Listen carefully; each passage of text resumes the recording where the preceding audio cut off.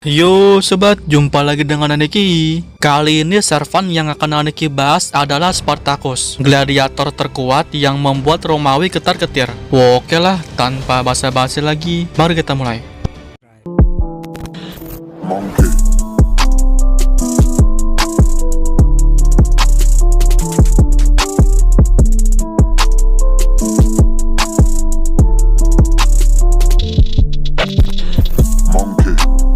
Spartacus adalah gladiator terkuat dan biang keladi yang membangkitkan pemberontakan besar-besaran para budak di Roma kuno yang dikenal sebagai Perang Spartacus. Seorang gladiator Thracian yang ditangkap oleh orang Romawi dan menjadi simbol pemberontakan. Dia berafiliasi dengan kamp pelatihan gladiator di wilayah Campania, tetapi melarikan diri bersama 78 rekannya pada tahun 73 sebelum Masehi. Dia berhasil memukul mundur pasukan penyerang yang terdiri dari hampir 3.000 orang yang dikirim oleh Romawi, membuatnya dikenal sebagai pahlawan yang menginspirasi pemberontakan bersenjata oleh para budak di banyak tempat. Pasukannya bertambah menjadi 7.000 orang dan mereka terus mengalahkan tentara Romawi tanpa kalah dalam satu pertempuran pun. Mereka tidak dapat melintasi pegunungan Alpen dan malah memutuskan untuk pergi ke Pulau Sisilia. Mereka menyewa bajak laut untuk berlayar, tetapi dikhianati dan diserang oleh legion Romawi. Dia selalu bertempur di garis depan, dan bahkan ketika pemberontakan ditundukkan oleh tentara, dia bertempur sampai mati. Mungkin karena itu, mayat Spartacus dikatakan telah tercabik-cabik dan tidak pernah ditemukan dimanapun di medan perang sesudahnya. Diyakini tubuhnya terluka parah setelah dia kalah dalam pertempuran itu, menjadi kekalahannya yang pertama dan satu-satunya. Dia tetap menjadi suara harapan yang bersinar bagi para budak yang tertindas. Namanya terukir dalam sejarah sebagai harapan manusia yang tertindas. Berserker membenci semua penindas seumur hidupnya, dan dia melawan master lainnya dengan moto melindungi yang lemah, merawat mereka, dan menyembuhkan mereka. Kehendaknya untuk berperang ditaklukkan oleh orang-orang yang memiliki kekuasaan. Dia tidak pernah mempertanyakan keyakinannya bahwa kekuatan manusia adalah untuk bertahan dalam segala hal. Dia hanya pernah bertindak sesuai dengan satu pemikiran, memberontak melawan penindas dan melindungi yang tertindas. Jika diberi dua pilihan, mudah dan sulit, dia bakal milih yang sulit. Dia tidak akan menyerang musuh dengan informasi numerik, dan dia hanya mau melawan musuh yang lebih kuat dari dia. Dia akan menyerang kembali setelah menghentikan serangan musuh dan membalikan keadaan untuk meraih kemenangan hanya pada menit-menit terakhir.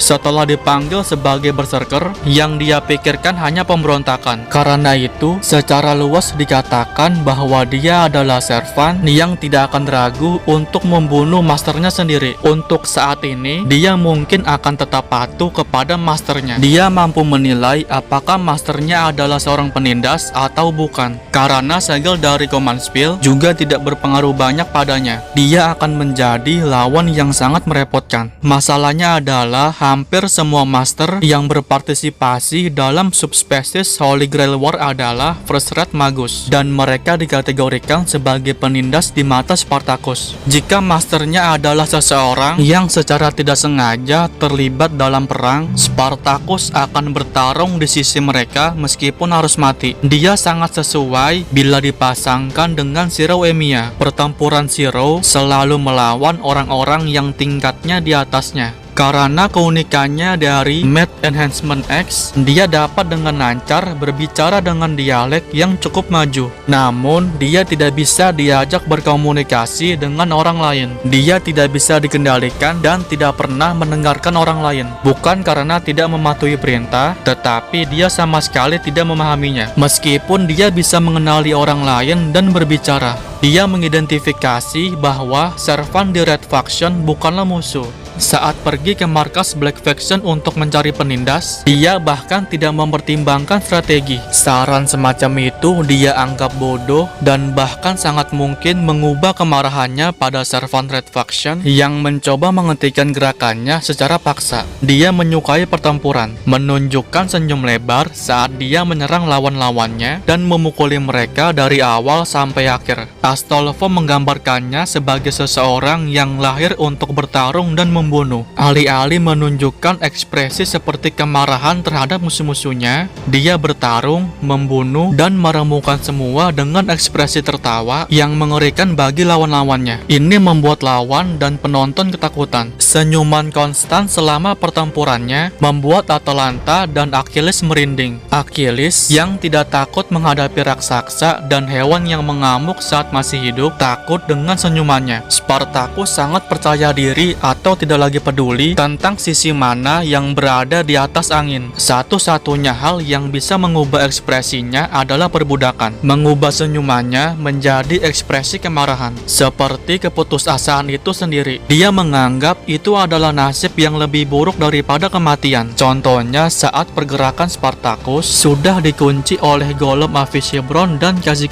Flat mengatakan kalau dia akan memperbudak Spartacus. Saat itu juga ekspresi Spartacus yang tadinya tersenyum berubah jadi marah. Dia tidak memiliki keinginan tertentu untuk mencari Holy Grail. Yang penting bisa melanjutkan tujuannya ke medan pertempuran. Baginya, siapa yang bercita-cita untuk menyelamatkan yang tertindas dan memberontak melawan penindas, medan perang adalah tempat yang pas. Dia dapat dikatakan bodoh, tapi tidak delusional dalam kegilaannya. Flat menggambarkan pemberontakannya sebagai perwujudan semangat luhurnya. Tidak mau menerima bahwa yang kuat akan selalu menginjak yang lemah. Berjuang sampai dia telah mengubah yang kuat menjadi lemah. Dia tidak melawan altruisme demi yang lemah, melainkan untuk dunia di mana semua sama dan setara.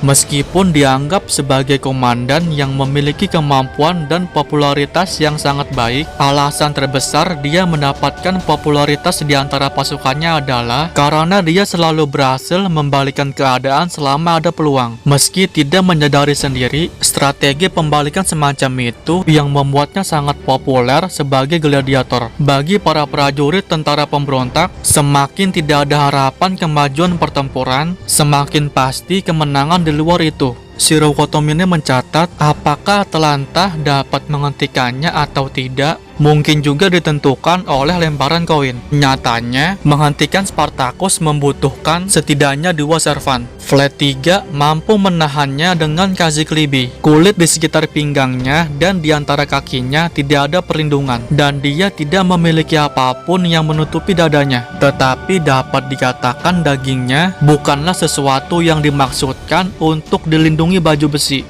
Luas masanya membuatnya tidak perlu untuk dilindungi, ditunjukkan oleh bekas luka yang tak terhitung jumlahnya, yang membuatnya jelas bahwa tidak ada salah satu dari luka itu yang benar-benar menusuk dia dalam hidup, seperti mengambil pisau pengupas ke bola logam. Tubuhnya adalah massa baja yang mungkin dipotong, bahkan mengambil darah, tetapi tidak melangkah lebih jauh. Dengan tangan ukuran buaya dan kaki yang berjalan dengan kekuatan mamut, jelas ketangguhan tubuhnya sebenarnya adalah baju besi itu sendiri. Berserker berkelahi dengan pedang gladius, tinju, dan teknik bergulatnya. Hanya berfokus pada kekuatannya, di mana dia sangat bangga. Dia melanjutkan pertempuran tanpa perlu teknik atau penilaian yang tepat dari situasi, memungkinkannya untuk dianggap sebagai bencana berjalan dalam pertempuran dan menyebabkan setiap tebasan dan pukulan meninggalkan mayat di belakangnya.